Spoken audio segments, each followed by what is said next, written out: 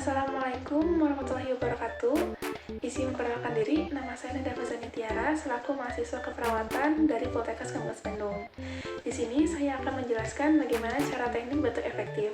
Sebelumnya, dapat kita ketahui, batuk efektif itu merupakan metode batuk dengan benar, yang dimana itu tidak akan membuang energi kita secara banyak, dan dapat memaksimalkan dak yang akan kita keluarkan nanti.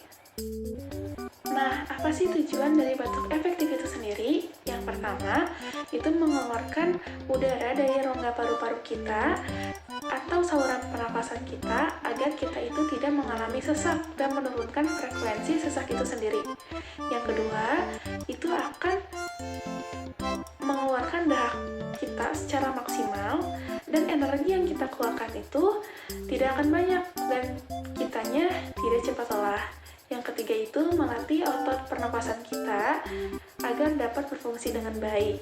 Dan yang terakhir itu adalah agar pasien dan klien terbiasa melakukan pernapasannya dengan baik.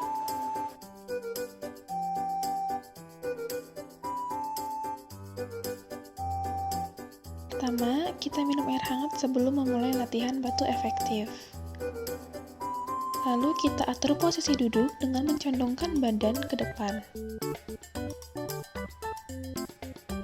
Lalu, kita lakukan tarik napas dalam melalui hidung dan hembuskan melalui mulut sebanyak 3-5 kali.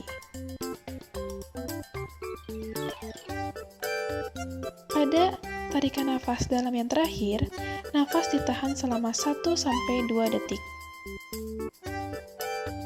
Angkat bahu dan dada dilonggarkan serta batukan dengan kuat dan spontan.